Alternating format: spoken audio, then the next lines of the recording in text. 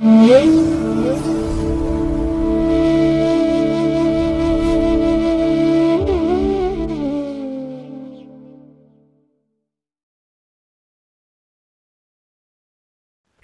ಮಹಾಗಣಪತೇ ನಮಃ.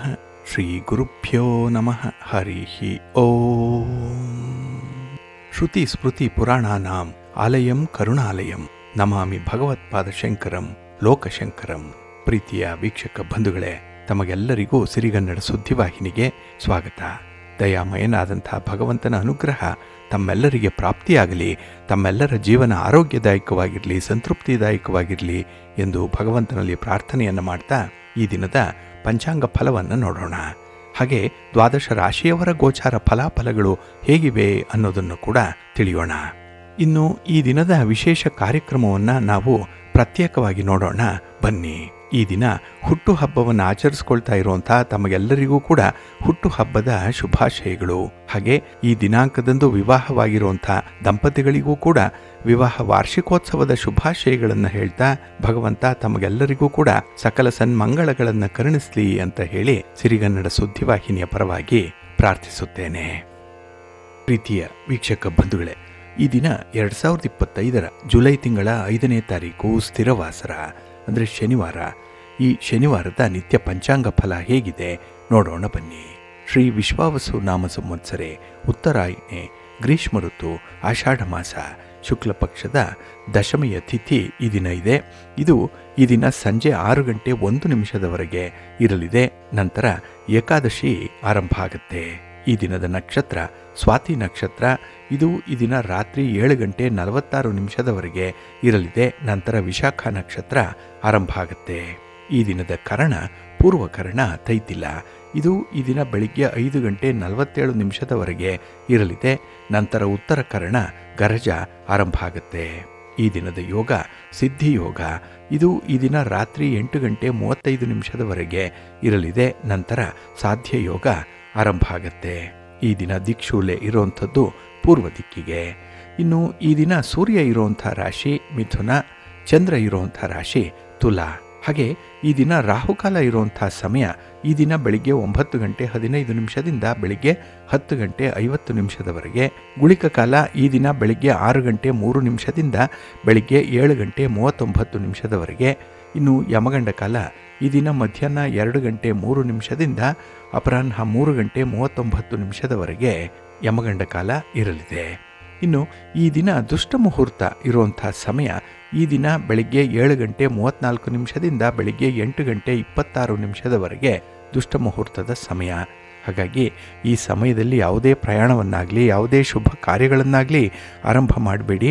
ಏಕೆಂದರೆ ನೀವು ಯಾವುದೇ ಕೆಲಸ ಕಾರ್ಯಗಳನ್ನು ಈ ದುಷ್ಟ ಮುಹೂರ್ತ ಇರುವಂಥ ಸಮಯದಲ್ಲಿ ಆರಂಭ ಮಾಡಿದರೆ ಅದರಿಂದ ಬರುವಂಥ ಫಲಿತಾಂಶಗಳು ಅಷ್ಟೊಂದು ಅನುಕೂಲಕರವಾಗಿ ಇರೋದಿಲ್ಲ. ಆದ್ದರಿಂದಲೇ ಈ ದುಷ್ಟ ಮುಹೂರ್ತವನ್ನು ಅವಾಯ್ಡ್ ಮಾಡುವಂಥದ್ದು ತುಂಬ ಉತ್ತಮ. ಇನ್ನು ಈ ದಿನ ಅಭಿಜಿತ್ ಮುಹೂರ್ತ ಇರುವಂಥ ಸಮಯ ಈ ದಿನ ಬೆಳಿಗ್ಗೆ 11 ಗಂಟೆ 57 ನಿಮಿಷದಿಂದ ಮಧ್ಯಾಹ್ನ 12 ಗಂಟೆ 53 ನಿಮಿಷದವರೆಗೆ ಅಭಿಜಿತ್ ಮುಹೂರ್ತ ಇರುವಂಥ ಸಮಯ.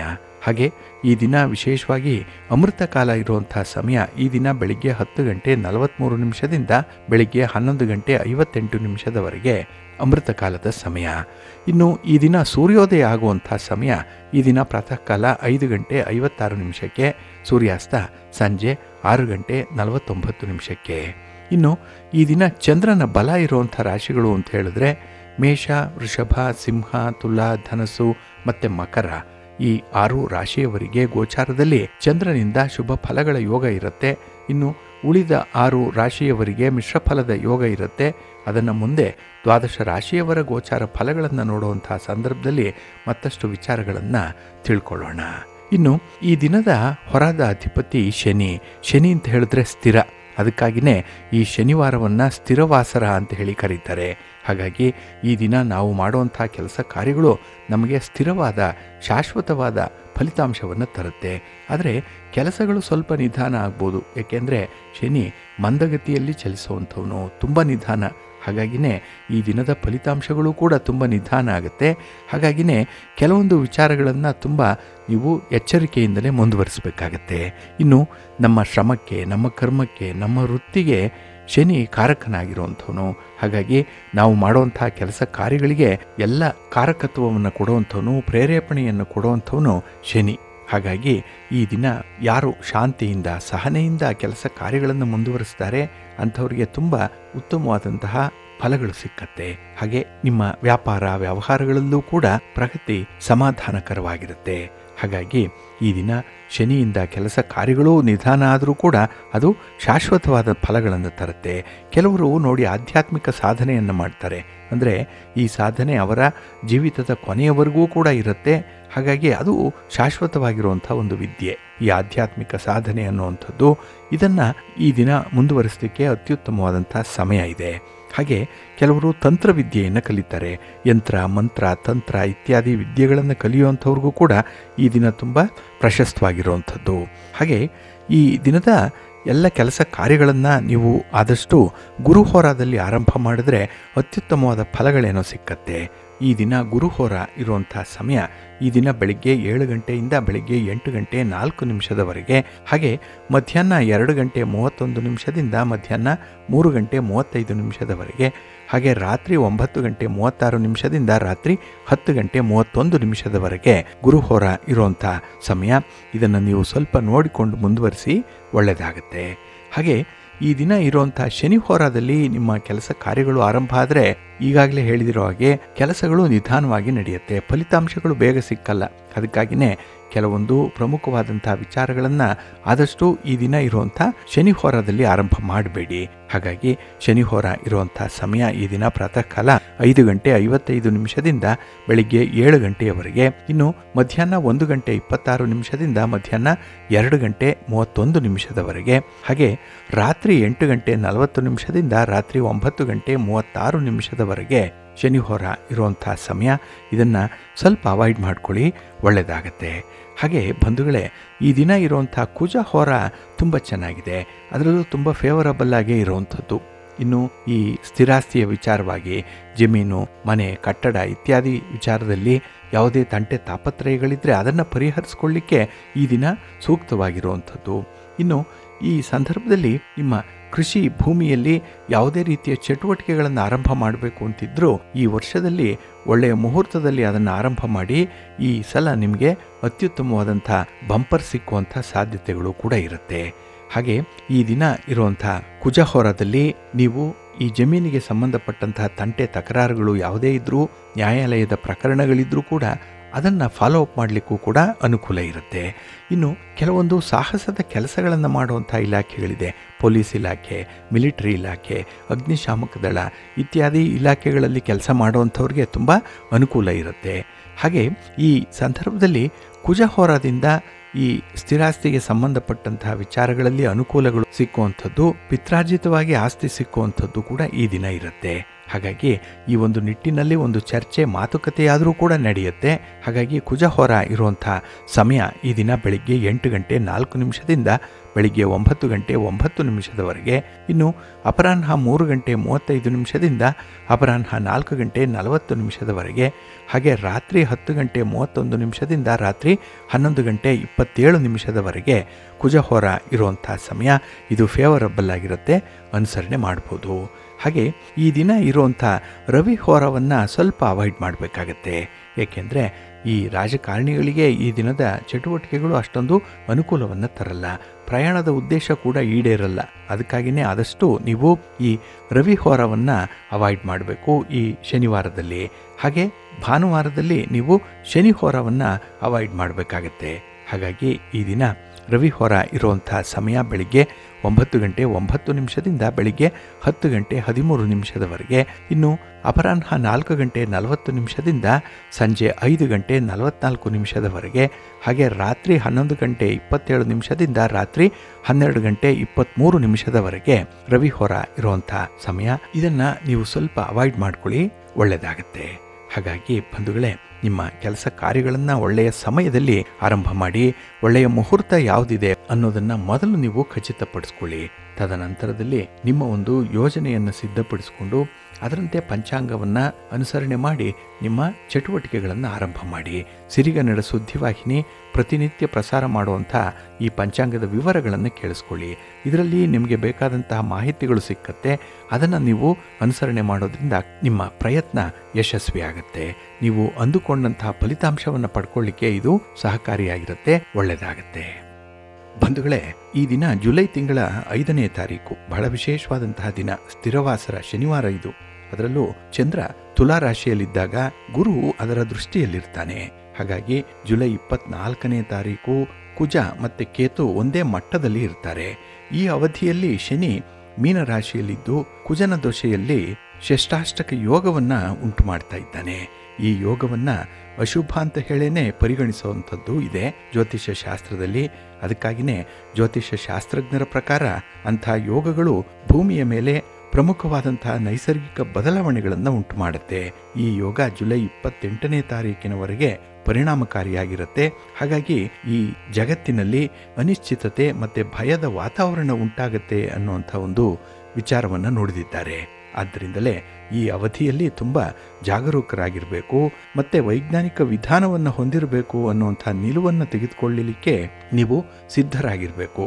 ಹಾಗಾಗಿ ಪ್ರತಿಯೊಂದು ವಿಚಾರದಲ್ಲೂ ಕೂಡ ಜ್ಯೋತಿಷ್ಯ ಶಾಸ್ತ್ರವೇ ಹೇಳಲಿ, ವಿಜ್ಞಾನವೇ ಹೇಳಲಿ, ಅದಕ್ಕೆ ಒಂದು ಕಾರ್ಯಕಾರಣ ಸಂಬಂಧವನ್ನು ನೀವು ಕಲ್ಪಿಸ್ಕೊಳ್ಬೇಕಾಗತ್ತೆ. ಹಾಗಾಗಿ ಪ್ರತಿ ವಿದ್ಯಮಾನಗಳಿಗೂ ಕೂಡ ವೈಜ್ಞಾನಿಕವಾದಂಥ ಹಿನ್ನೆಲೆ ಇರುತ್ತೆ. ಅದನ್ನೇ ಜ್ಯೋತಿಷ್ಯ ಶಾಸ್ತ್ರ ಹೇಳುವಂಥದ್ದು. ಹಾಗಾಗಿ ಈ ಷಷ್ಠಾಷ್ಟಕ ಯೋಗ ಏನಿದೆ ಇದನ್ನು ಸ್ವಲ್ಪ ಎಚ್ಚರಿಕೆಯಿಂದ ನೀವು ಗಮನಿಸಬೇಕಾಗತ್ತೆ.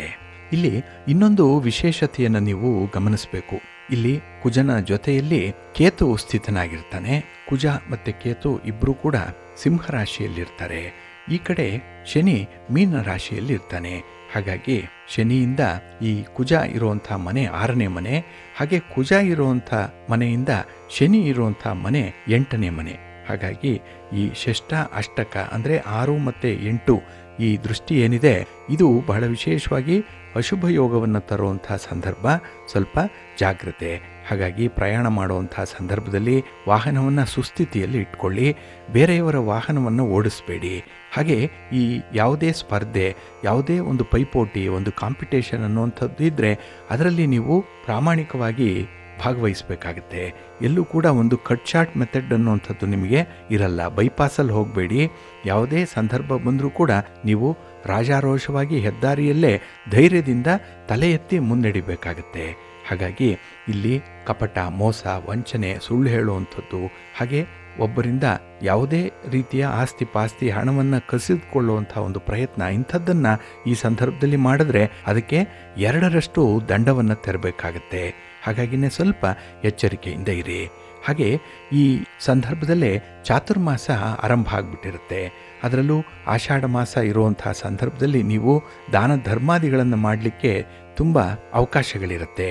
ಹಾಗಾಗಿ ಇಲ್ಲಿ ಆಷಾಢ ಮಾಸದಲ್ಲಿ ದಾನಕ್ಕೆ ತುಂಬ ವಿಶೇಷ ಮಹತ್ವ ಇರುವಂಥದ್ದು. ಹಾಗಾಗಿನೇ ನಿಮ್ಮ ಶಕ್ತಿ ಸಾಮರ್ಥ್ಯಕ್ಕೆ ಅನುಸಾರವಾಗಿ ಯಥಾಶಕ್ತಿ ಅಗತ್ಯವಿರುವಂಥವ್ರಿಗೆ ದಾನ ಮಾಡಿ.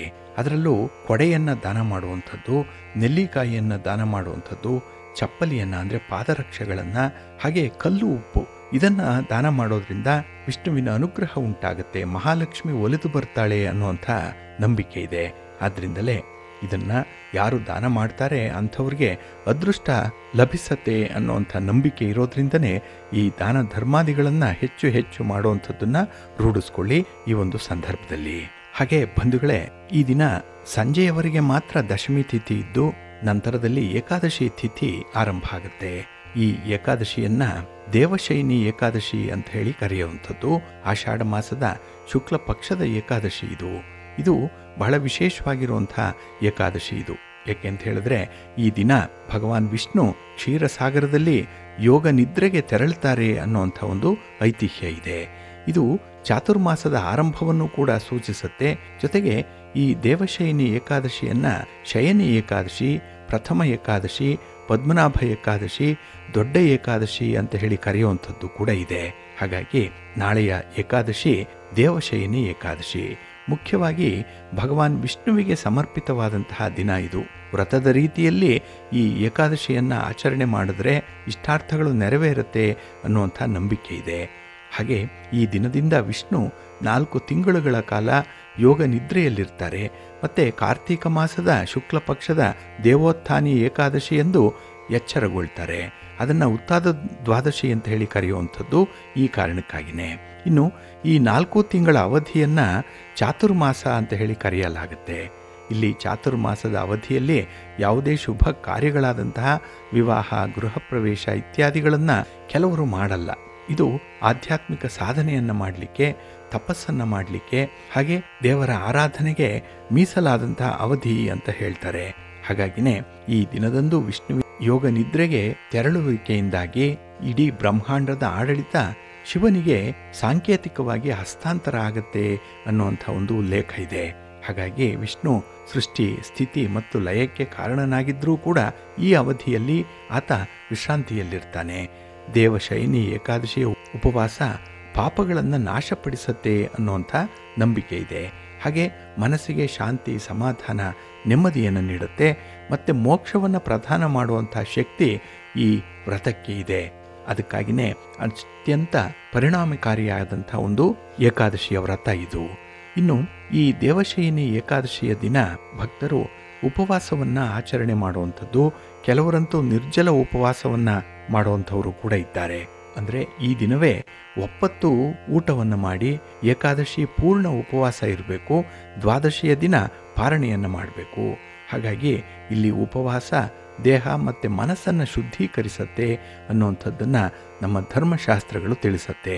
ಹಾಗಾಗಿನೇ ಈ ದಿನ ರಾತ್ರಿ ಆಹಾರ ಸೇವಿಸಬಾರದು. ನಾಳೆಯವರೆಗೂ ಕೂಡ ಏಕಾದಶಿಯ ವ್ರತ ಮಾಡುವಂಥವರು ಉಪವಾಸ ಇರಬೇಕಾಗತ್ತೆ.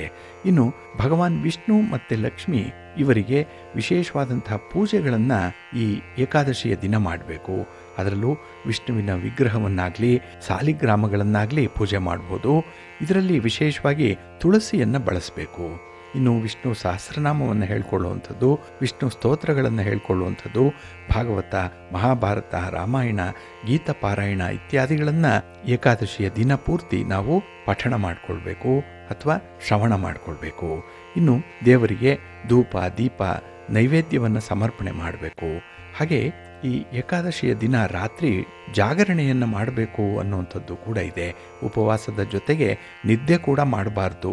ಏಕೆಂದರೆ ಭಗವಂತನ ನಾಮಸ್ಮರಣೆಯಲ್ಲಿ ನಾವು ತೊಡಗಿಸ್ಕೊಳ್ಬೇಕು, ಭಜನೆ, ಕೀರ್ತನೆ ಇತ್ಯಾದಿಗಳಲ್ಲಿ ತೊಡಗಿಸ್ಕೊಳ್ಬೇಕು ಅನ್ನುವಂಥದ್ದು.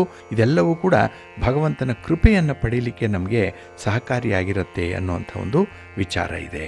ಹಾಗಾಗಿನೇ ಈ ದೇವಶಯನಿ ಏಕಾದಶಿ ಭಕ್ತರಿಗೆ ಒಂದು ವರದಾನವಾಗಿರುವಂಥದ್ದು, ಅದೃಷ್ಟವನ್ನು ತರುವಂಥ ಏಕಾದಶಿಯ ವ್ರತಗಳಲ್ಲಿ ಒಂದು ಇದು. ಹಾಗಾಗಿ ಆ ಏಕಾದಶಿಗೆ ಪೂರ್ವ ಸಿದ್ಧತೆಯನ್ನು ಮಾಡಿಕೊಳ್ಳಿ, ಒಳ್ಳೆಯದಾಗತ್ತೆ. ಪ್ರೀತಿಯ ಬಂಧುಗಳೇ, ಇನ್ನು ಮುಂದೆ ದ್ವಾದಶ ರಾಶಿಯವರ ಗೋಚಾರ ಫಲಗಳು ಹೇಗಿವೆ ನೋಡೋಣ ಬನ್ನಿ. ಮೊದಲಿಗೆ ಮೇಷರಾಶಿ.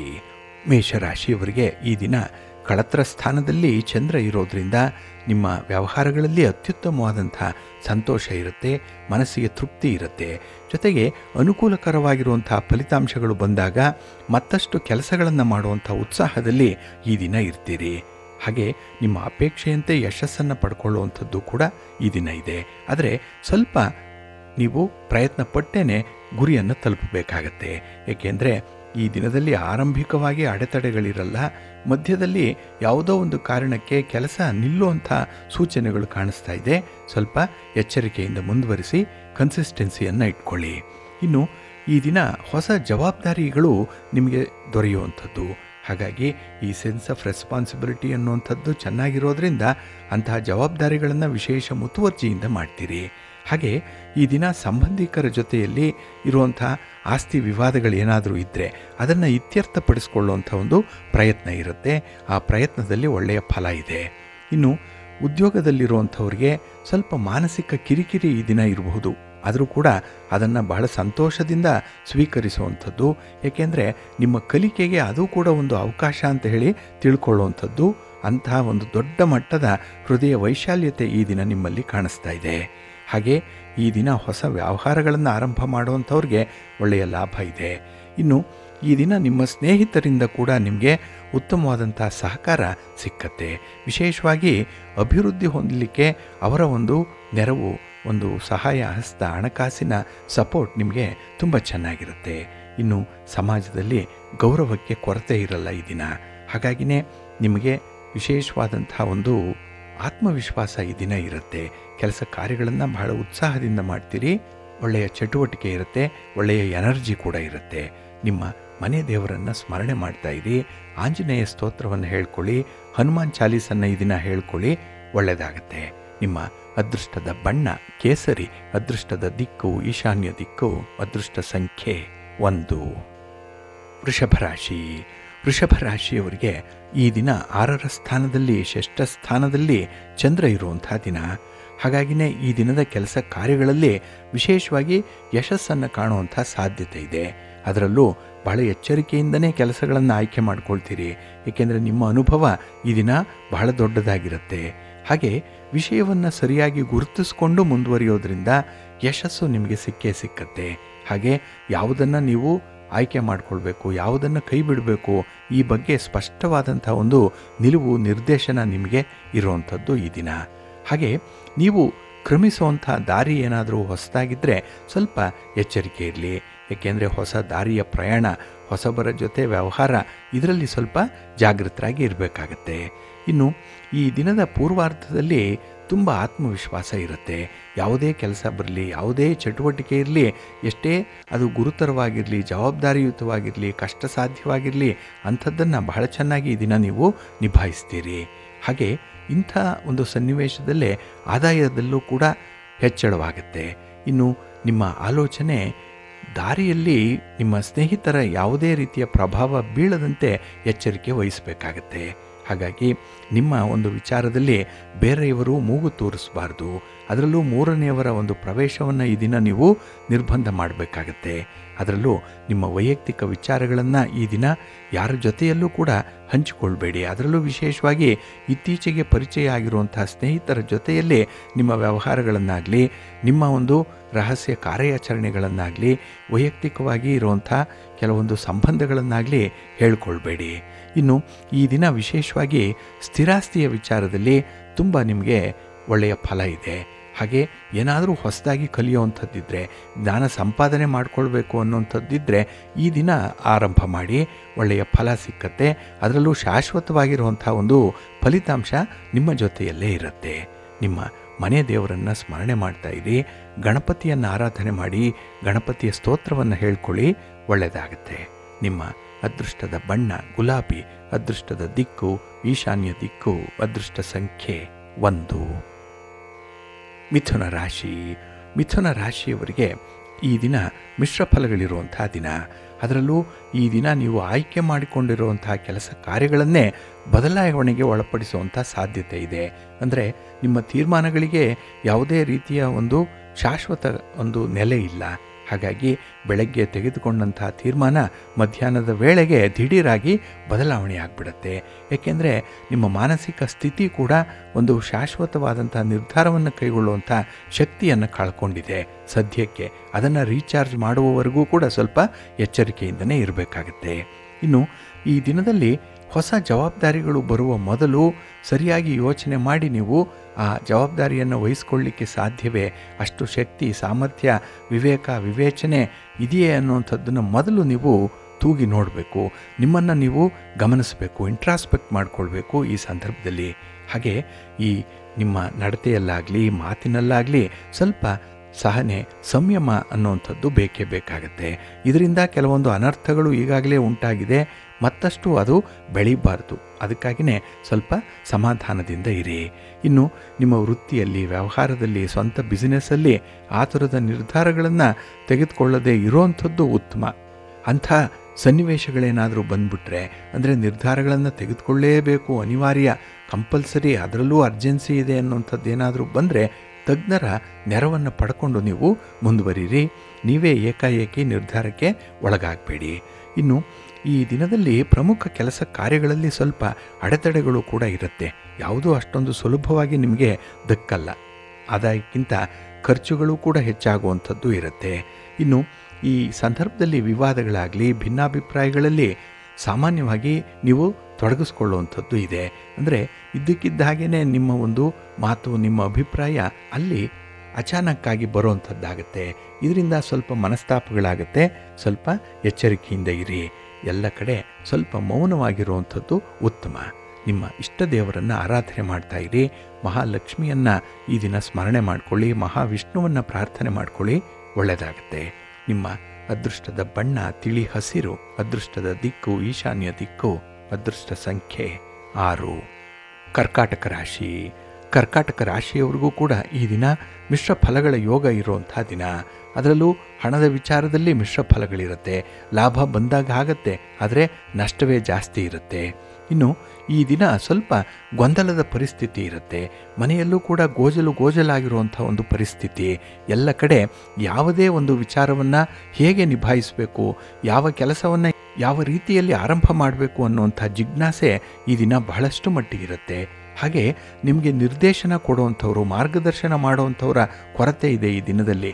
ಹಾಗಾಗಿ ಈ ದಿನ ಬೇಕಾಬಿಟ್ಟಿ ಕೆಲಸಗಳಾಗುವಂಥದ್ದು, ಅದರಲ್ಲೂ ನಿಮಗೆ ಇಷ್ಟ ಇಲ್ಲದಂತಹ ಕೆಲಸಗಳನ್ನೇ ಮಾಡುವಂಥ ಒಂದು ಸಂದರ್ಭ ಬರಬಹುದು.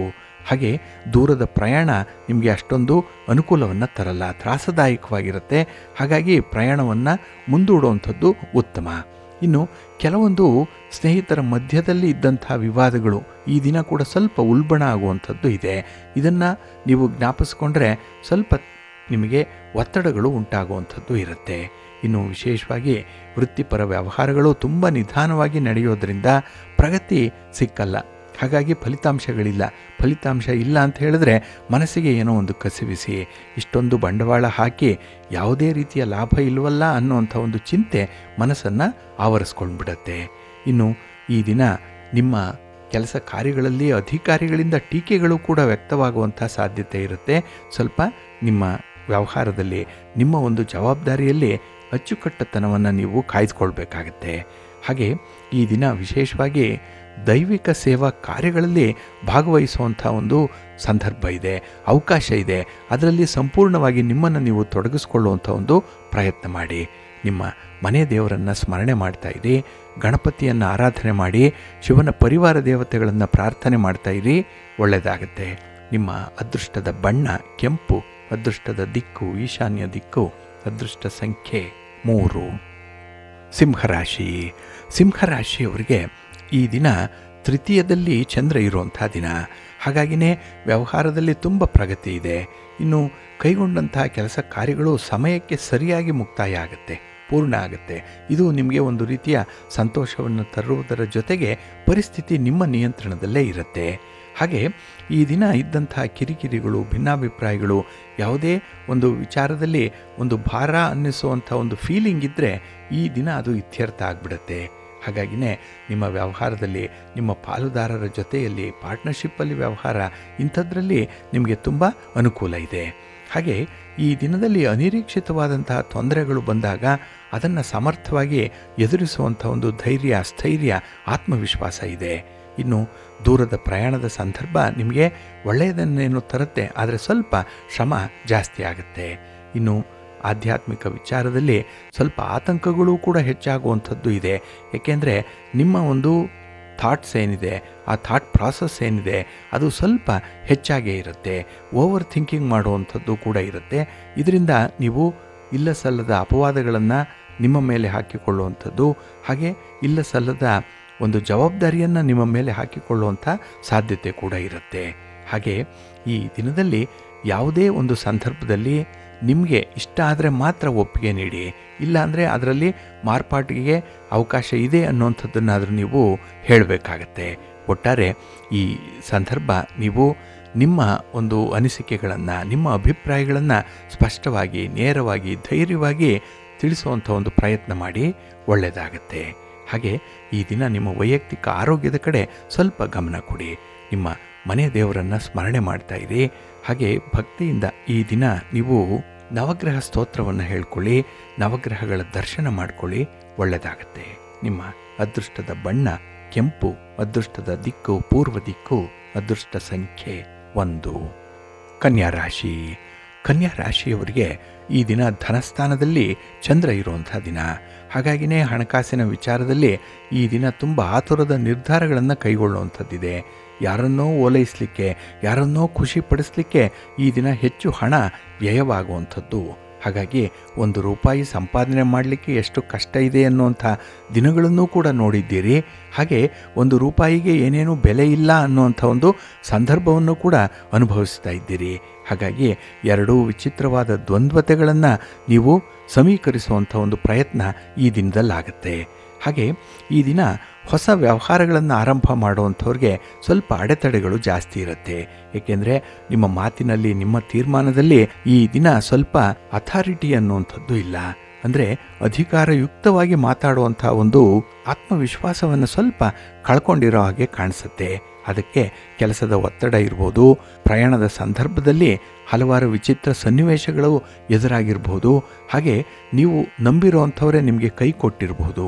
ಇಂತಹ ಒಂದು ಸನ್ನಿವೇಶಗಳಲ್ಲಿ ಈ ದಿನ ಸ್ವಲ್ಪ ಆತ್ಮವಿಶ್ವಾಸ ಕಡಿಮೆ ಇರುತ್ತೆ.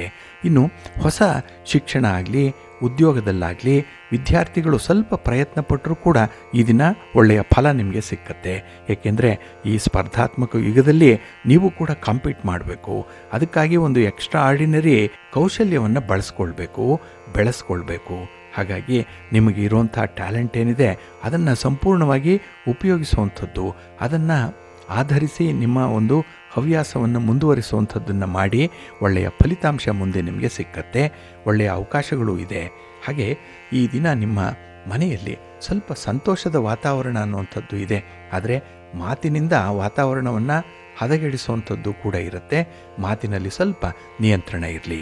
ನಿಮ್ಮ ಇಷ್ಟ ದೇವರನ್ನು ಆರಾಧನೆ ಮಾಡ್ತಾ ಇರಿ. ಹಾಗೆ ಭಕ್ತಿಯಿಂದ ಈ ದಿನ ನೀವು ಶ್ರೀ ಲಕ್ಷ್ಮೀ ಸಹಸ್ರನಾಮ ಸ್ತೋತ್ರವನ್ನು ಹೇಳ್ಕೊಳ್ಳಿ, ಅಮ್ಮನವರ ದರ್ಶನ ಮಾಡ್ಕೊಳ್ಳಿ, ಒಳ್ಳೆಯದಾಗತ್ತೆ. ನಿಮ್ಮ ಅದೃಷ್ಟದ ಬಣ್ಣ ಕೆಂಪು, ಅದೃಷ್ಟದ ದಿಕ್ಕು ಈಶಾನ್ಯ ದಿಕ್ಕು, ಅದೃಷ್ಟ ಸಂಖ್ಯೆ 2. ತುಲಾರಾಶಿ. ತುಲಾರಾಶಿಯವರಿಗೆ ಈ ದಿನ ತುಂಬ ಯಶಸ್ವಿ ದಿನ. ಏಕೆಂದರೆ ನಿಮ್ಮ ಕೆಲಸ ಕಾರ್ಯಗಳಲ್ಲಿ ಹಠಾತ್ತಾಗಿ ಯಶಸ್ಸನ್ನು ಪಡ್ಕೊಳ್ಳುವಂಥ ಸಂದರ್ಭ ಇದೆ. ಹಾಗೆ ಕುಟುಂಬ ಸದಸ್ಯರ ಸಲಹೆಯನ್ನು ಪಡ್ಕೊಂಡು ಮುಂದುವರಿಯುವಂಥದ್ದು ತುಂಬ ಉತ್ತಮ. ಅವರ ಬೆಂಬಲ ಇದ್ದರೆ ಈ ದಿನ 2 ಕೆಲಸಗಳನ್ನು ಒಟ್ಟಿಗೆ ನಿಭಾಯಿಸುವಷ್ಟು ಸಾಮರ್ಥ್ಯ ಇದೆ, ಸಮಯ ಅವಕಾಶ ಕೂಡ ಇದೆ. ಹಾಗೆ ಈ ದಿನ ನಿರುದ್ಯೋಗಿಗಳು ನೀವು ಮಾಡುವಂಥ ಪ್ರಯತ್ನಗಳಲ್ಲಿ ಅನುಕೂಲ ಇದೆ. ಮುಂದೆ ಒಂದು ದಿನ ನಿಮಗೆ ಭಾರಿ ಬೇಡಿಕೆ ಬರುತ್ತೆ. ಹಾಗಾಗಿ ಶಾಂತಿಯಿಂದ, ಸಂಯಮದಿಂದ ಈ ದಿನ ಕೆಲಸಗಳನ್ನು ಮುಂದುವರಿಸಿ.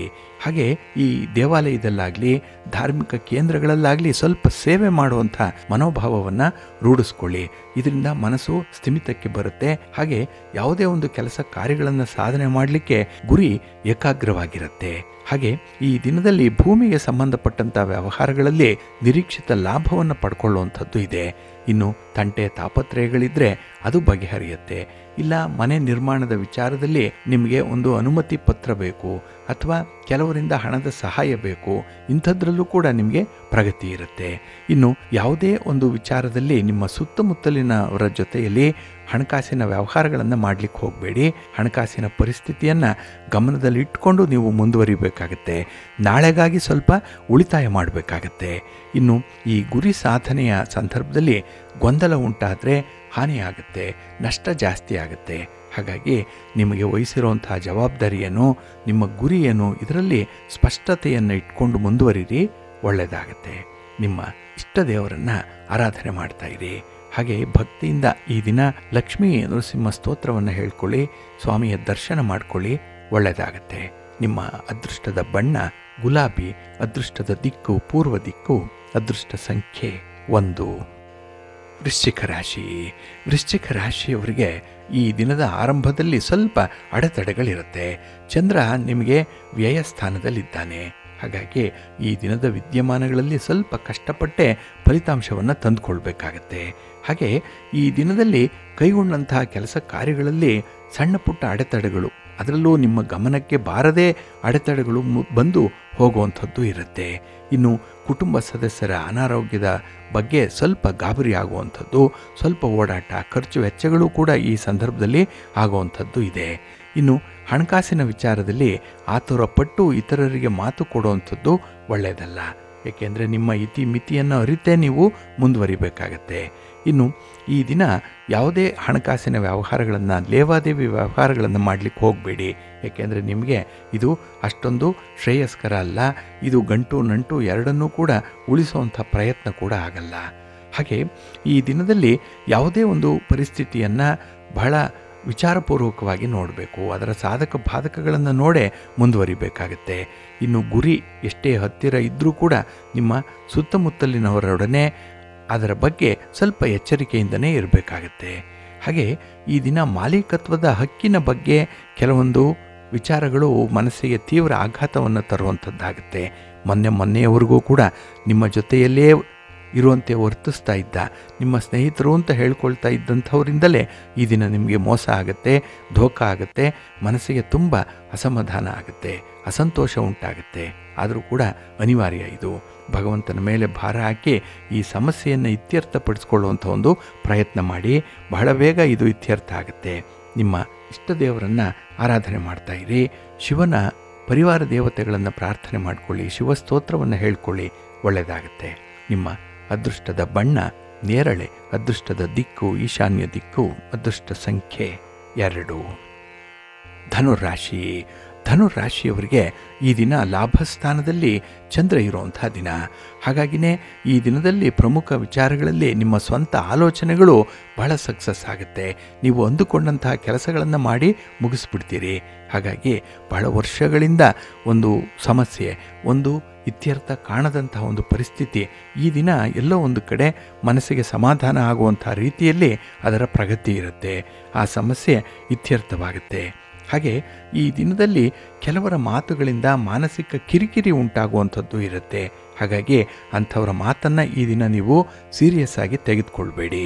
ಇನ್ನು ಈ ದಿನ ಅತಿಯಾದ ಪ್ರಯತ್ನ ನಿಮಗೆ ಸ್ವಲ್ಪ ಲಾಭದ ಪ್ರಮಾಣವನ್ನು ಕಡಿಮೆ ಮಾಡುವಂಥದ್ದು ಕೂಡ ಇರುತ್ತೆ. ಆದರೂ ಪರವಾಗಿಲ್ಲ, ಆ ಲಾಭ ಅನ್ನುವಂಥದ್ದು ಇನ್ವೆಸ್ಟ್ಮೆಂಟ್ ಆಗಿ ಇರಲಿ, ಮುಂದೆ ಅದರಿಂದ ಉತ್ತಮವಾದಂಥ ಫಲಗಳೇ ಸಿಕ್ಕತ್ತೆ. ಇನ್ನು ನಿಮ್ಮ ಉದ್ಯೋಗ, ನಿಮ್ಮ ಒಂದು ವ್ಯಾಪಾರದ ವಾತಾವರಣ ತುಂಬ ಉತ್ಸಾಹದಾಯಕವಾಗಿರುತ್ತೆ, ಪ್ರೋತ್ಸಾಹದಾಯಕವಾಗಿಯೂ ಕೂಡ ಇರುತ್ತೆ. ಇನ್ನು ಈ ದಿನ ನಿಮ್ಮ ಅಕ್ಕಪಕ್ಕದ ಜನರಿಂದ ಪ್ರಭಾವಿತರಾಗುವಂಥ ಸಾಧ್ಯತೆ ಜಾಸ್ತಿ ಇರುತ್ತೆ.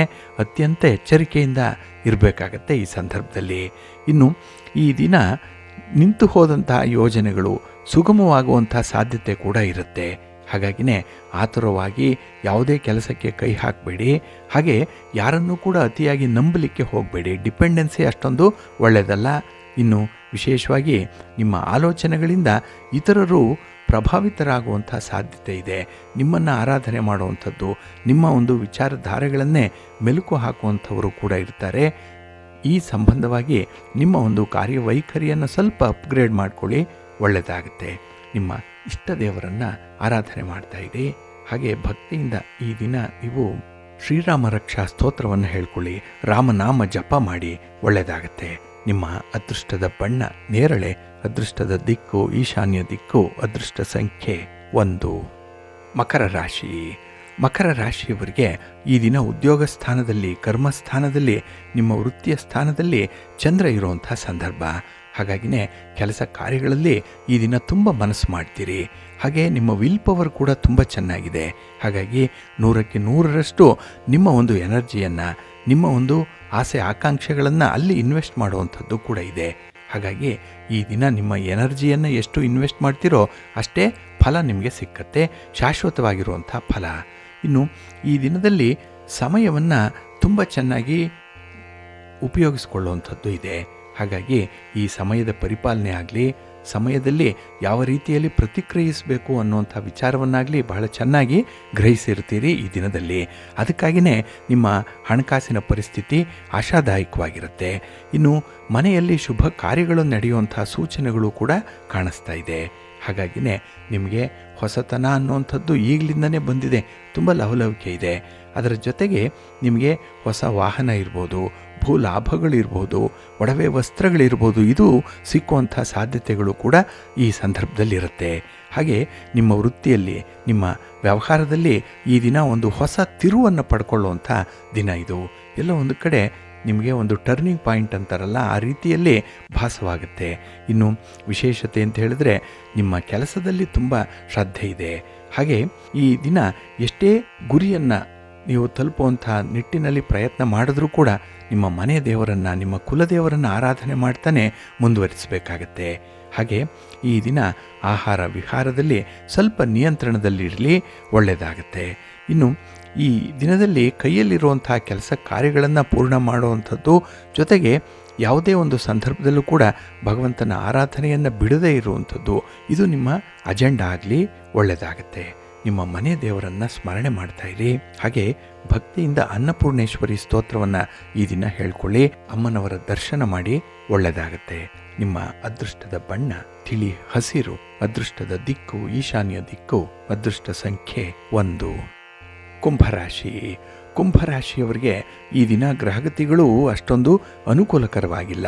ಎಲ್ಲವೂ ಕೂಡ ಈ ದಿನ ನಿಮಗೆ ಒಂದು ರೀತಿಯಲ್ಲಿ ವಿರುದ್ಧವಾಗಿ ನಿಂತಿರುವಂಥದ್ದು ಅಥವಾ ಮಿಶ್ರ ಫಲಗಳನ್ನು ತರುವಂಥದ್ದು ಆಗಿರುತ್ತೆ. ಹಾಗಾಗಿ ಈ ದಿನ ಹೆಚ್ಚು ಪ್ರಯತ್ನಕ್ಕೆ ನೀವು ಒಪ್ಪಿಗೆಯನ್ನು ಕೊಡಬೇಡಿ. ಏಕೆಂದರೆ ಕೆಲಸ ಕಾರ್ಯಗಳು ಸಾಧಾರಣವಾಗಿಯೇ ನಡೀಲಿ, ಸಾಧಾರಣ ರೀತಿಯಲ್ಲೇ ಇರಿ. ಹಾಗೆ ಈ ದಿನ ಹೈ ಪ್ರೊಫೈಲನ್ನು ಉಪಯೋಗಿಸಿಕೊಂಡು ಸ್ವಲ್ಪ ಇನ್ಫ್ಲೂಯೆನ್ಸ್ ಮಾಡುವಂಥ ಸಾಧ್ಯತೆಗಳಿರುತ್ತೆ. ಆದಷ್ಟು ಅದನ್ನು ಕೂಡ ಮುಂದೂಡುವಂಥದ್ದು ಉತ್ತಮ. ಇನ್ನು ಈ ದಿನದಲ್ಲಿ ನಿಮಗೆ ಕುಟುಂಬ ಸದಸ್ಯರ ಸಹಕಾರದಿಂದ ಆತ್ಮವಿಶ್ವಾಸದ ವೃದ್ಧಿ ಆಗುವಂಥದ್ದು ಕೂಡ ಇದೆ. ಆದರೆ ಅದೇ ಕುಟುಂಬ ಸದಸ್ಯರಲ್ಲಿ ಯಾರೋ ಒಬ್ಬರ ವರ್ತನೆ, ನಡತೆ ಈ ದಿನ ನಿಮಗೆ ಇಷ್ಟ ಆಗಲ್ಲ. ಇದರಿಂದ ಮನಸ್ಸಿಗೆ ಬೇಸರ ಉಂಟಾಗುವಂಥ ಸಂದರ್ಭಗಳು ಕೂಡ ಇದೆ. ಇನ್ನು ಈ ದಿನ ನಿಮ್ಮ ಮೌನ ಸಮ್ಮತಿಯನ್ನು ಅಪಾರ್ಥ ಮಾಡಿಕೊಳ್ಳುವಂಥವರು ಕೂಡ ಇದ್ದಾರೆ. ಹಾಗಾಗಿ ಕೆಲವು ಸಮಯ ಮಾತಾಡದೇ ಇದ್ದಾಗ ಅದು ಯಾವುದೋ ಒಂದು ಅರ್ಥವನ್ನು ಕೊಡುವಂಥ ಸಾಧ್ಯತೆ ಇರುತ್ತೆ. ಹಾಗಾಗಿ ಸ್ವಲ್ಪ ಈ ಮೌನದ ವಿಚಾರವನ್ನು ಸೂಕ್ಷ್ಮವಾಗಿಸ್ಕೊಳ್ಳಿ. ಇನ್ನು ಈ ದಿನದಲ್ಲಿ ಆತುರ ಪಡಲಿಕ್ಕೆ ಹೋಗಬೇಡಿ. ಹಾಗೆ ನಿಮ್ಮ ಆಲೋಚನೆಗಳಿಂದ ಇತರರು ಇನ್ಫ್ಲೂಯೆನ್ಸ್ ಆಗ್ಬೋದು, ಇತರರು ಪ್ರಭಾವಿತರಾಗ್ಬೋದು. ಸ್ವಲ್ಪ ಎಚ್ಚರಿಕೆಯಿಂದಲೇ ಮುಂದುವರಿರಿ. ಇನ್ನು ಈ ದಿನ ವಿಶೇಷವಾಗಿ ಮನೆಯಲ್ಲಿ ಕೆಲವರಿಂದ ಆಶಾಭಂಗ ಆಗುವಂಥದ್ದು, ಈಗಾಗಲೇ ಹೇಳಿದಾಗೆ ಅವರಿಂದ ಯಾವುದೇ ರೀತಿಯ ಪ್ರಯೋಜನ ಆಗದೇ ಇರಬಹುದು. ಆದರೂ ಕೂಡ ಅನಿವಾರ್ಯವಾಗಿ ಈ ದಿನದ ಸಮಸ್ಯೆಗಳನ್ನು ಎದುರಿಸಲಿಕ್ಕೆ ಅವರನ್ನು ಕೂಡ ಬಳಸ್ಕೊಳ್ಬೇಕಾಗತ್ತೆ. ಇನ್ನು ವೃತ್ತಿಪರ ವ್ಯವಹಾರಗಳು ನಿಧಾನ ಆಗಿಬಿಡುತ್ತೆ. ಆದರೂ ಕೂಡ ಒಂದು ಪ್ರಗತಿ ಅನ್ನುವಂಥದ್ದು ಇದೆ. ನಿಮ್ಮ ಮನೆ ದೇವರನ್ನು ಸ್ಮರಣೆ ಮಾಡ್ತಾ ಇರಿ. ಹಾಗೆ ಭಕ್ತಿಯಿಂದ ಈ ದಿನ ನೀವು ಆದಿತ್ಯ ಹೃದಯ ಸ್ತೋತ್ರವನ್ನು ಹೇಳ್ಕೊಳ್ಳಿ, ಹನುಮಾನ್ ಚಾಲೀಸನ್ನು ಹೇಳ್ಕೊಳ್ಳಿ, ಒಳ್ಳೆಯದಾಗತ್ತೆ. ನಿಮ್ಮ ಅದೃಷ್ಟದ ಬಣ್ಣ ಕೇಸರಿ, ಅದೃಷ್ಟದ ದಿಕ್ಕು ಪೂರ್ವ ದಿಕ್ಕು, ಅದೃಷ್ಟ ಸಂಖ್ಯೆ 1. ಮೀನರಾಶಿ. ಮೀನರಾಶಿಯವರಿಗೆ ಈ ದಿನ ಅಷ್ಟಮದಲ್ಲಿ ಚಂದ್ರ ಇರುವಂಥ ದಿನ. ಹಾಗಾಗಿನೇ ಈ ಹಣಕಾಸಿನ ವಿಚಾರದಲ್ಲಿ, ಆಸ್ತಿ ಪಾಸ್ತಿಗಳ ವಿಚಾರದಲ್ಲಿ ಸ್ವಲ್ಪ ಎಚ್ಚರಿಕೆಯಿಂದ ಇರಿ. ಯಾವುದೇ ರೀತಿಯ ಪ್ರಸ್ತಾಪಕ್ಕೆ ಈ ದಿನ ಹೋಗಬೇಡಿ. ಇನ್ನು ಈ ದಿನ ನಿಮ್ಮ ಮಕ್ಕಳ ಕಾರ್ಯಗಳಿರ್ಬೋದು, ಮನೆಯಲ್ಲಿರುವಂಥ ಕಿರಿಯರ ಕಾರ್ಯಗಳು, ಅವು ನಿಮಗೆ ತುಂಬ ಇಷ್ಟವಾಗುತ್ತೆ. ಹಾಗಾಗಿನೇ ಅವರ ಮುಂದಿನ ಓದು, ಅವರ ಭವಿಷ್ಯ, ಅವರ ಆರೋಗ್ಯ ಹೇಗಿರುತ್ತೆ ಅನ್ನುವಂಥ ಒಂದು ಕಳಕಳಿ ನಿಮ್ಮಿಂದ ವ್ಯಕ್ತವಾಗುತ್ತೆ. ಇನ್ನು ಈ ದಿನ ವಿಶೇಷವಾಗಿ ಸೌಹಾರ್ದತೆಯಿಂದ ಇದ್ದರೆ ಮಾತ್ರ ಸುತ್ತಮುತ್ತಲಿನವರ ಒಂದು ವಿಶ್ವಾಸಾರ್ಹತೆಯನ್ನು ಗಳಿಸ್ಕೊಳ್ತೀರಿ. ಇಲ್ಲಾಂದರೆ ಆ ಒಂದು ಕಾನ್ಫಿಡೆನ್ಸ್ ಕೂಡ ಕಳೆದು ಹೋಗುವಂಥ ಸಾಧ್ಯತೆ ಜಾಸ್ತಿ ಇರುತ್ತೆ. ಇನ್ನು ಈ ದಿನ ವೃತ್ತಿಪರ ಉದ್ಯೋಗಗಳಲ್ಲಿ ಅಧಿಕಾರಿಗಳ ಬೆಂಬಲ ಏನೋ ಸಿಕ್ಕತ್ತೆ, ಸಂದರ್ಭೋಚಿತವಾಗಿ ಸಿಕ್ಕತ್ತೆ. ಆದರೆ ಅದನ್ನು ಸ್ವಲ್ಪ ಅಪ್ಗ್ರೇಡ್ ಮಾಡಿಕೊಳ್ಳುವಂಥದ್ದು, ಒಂದು ಲೆವೆಲನ್ನು ಹೆಚ್ಚು ಮಾಡಿಕೊಳ್ಳುವಂಥ ಒಂದು ಪ್ರಯತ್ನ ಆಗಬೇಕಾಗಿದೆ. ಹಾಗೆ ಈ ದಿನದಲ್ಲಿ ದಿನದ ಮೊದಲ ಭಾಗದಲ್ಲಿ ಪ್ರಮುಖವಾಗಿರುವಂತಹ ಕೆಲಸ ಕಾರ್ಯಗಳನ್ನು ಆದಷ್ಟು ಮುಗಿಸ್ಕೊಳ್ಳುವಂಥ ಒಂದು ಪ್ರಯತ್ನವನ್ನು ಮಾಡಿ. ನಿಮ್ಮ ವೈಯಕ್ತಿಕ ಆರೋಗ್ಯದ ಕಡೆ ಸ್ವಲ್ಪ ಗಮನ ಕೂಡ ಕೊಡಬೇಕಾಗತ್ತೆ. ಹಾಗೆ ವಿಶೇಷವಾಗಿ ಈ ದಿನದಲ್ಲಿ ನಿಮಗೆ ಒಂದು ಶಾಂತಿ, ಸಹನೆ, ಸಂಯಮ ಅನ್ನುವಂಥದ್ದು ಇದ್ದರೆ ಮನೆಯಲ್ಲಿ ಒಳ್ಳೆಯ ವಾತಾವರಣ ಇರುತ್ತೆ. ಹಾಗೆ ಮನೆಗೆ ಬರುವಂತಹ ಬಂಧು ಮಿತ್ರರನ್ನು ಕೂಡ ಈ ದಿನ ತುಂಬ ಚೆನ್ನಾಗಿ ಅರ್ಥೈಸ್ಕೊಳ್ತೀರಿ. ಅತಿಥಿ ದೇವೋಭವ ಅನ್ನುವಂಥ ಒಂದು ವ್ಯಾಖ್ಯಾನ ಬಹಳ ಸಮರ್ಪಕವಾಗಿರುತ್ತೆ. ಹಾಗೆ ಈ ಸಂದರ್ಭದಲ್ಲಿ ನೀವು ಅನಾಥರಿಗೆ, ಬಡವರಿಗೆ ಸ್ವಲ್ಪ ದಾನ ಧರ್ಮಾದಿಗಳನ್ನು ಮಾಡುವಂಥ ಒಂದು ಮನಸ್ಸು ಮಾಡಿ, ಒಳ್ಳೆಯದಾಗತ್ತೆ. ನಿಮ್ಮ ಇಷ್ಟ ದೇವರನ್ನು ಆರಾಧನೆ ಮಾಡ್ತಾ ಇರಿ. ಹಾಗೆ ಭಕ್ತಿಯಿಂದ ಈ ದಿನ ನೀವು ಮಹಾಲಕ್ಷ್ಮಿ ಸ್ತೋತ್ರವನ್ನು ಹೇಳ್ಕೊಳ್ಳಿ, ಒಳ್ಳೆಯದಾಗತ್ತೆ. ನಿಮ್ಮ ಅದೃಷ್ಟದ ಬಣ್ಣ ತಿಳಿ ಹಸಿರು, ಅದೃಷ್ಟದ ದಿಕ್ಕು ಈಶಾನ್ಯ ದಿಕ್ಕು, ಅದೃಷ್ಟ ಸಂಖ್ಯೆ 1. ಪ್ರೀತಿಯ ಬಂಧುಗಳೇ, ಇಷ್ಟು ಹೊತ್ತು ದ್ವಾದಶ ರಾಶಿಯವರ ಗೋಚಾರ ಫಲಗಳನ್ನು ಕೇಳಿದ್ರಿ. ಇನ್ನು ನಿಮ್ಮ ಕಾರ್ಯಸಿದ್ಧಿಗಾಗಿ, ನಿಮ್ಮ ಇಚ್ಛಿತ ಫಲಪ್ರಾಪ್ತಿಗಾಗಿ ನಿಮ್ಮ ಮನೆ ದೇವರನ್ನು ಸ್ಮರಣೆ ಮಾಡ್ತಾ ಇರಿ. ನಿಮ್ಮ ಇಷ್ಟ ದೇವರನ್ನು ಪ್ರಾರ್ಥನೆ ಮಾಡ್ಕೊಳ್ಳಿ, ಒಳ್ಳೆಯದಾಗತ್ತೆ. ಸರ್ವೇ ಜನಾಃ ಸುಖಿನೋ ಭವಂತು. ಸಮಸ್ತ ಸನ್ಮಂಗಳಾನಿ ಭವಂತು. ನಮಸ್ಕಾರ.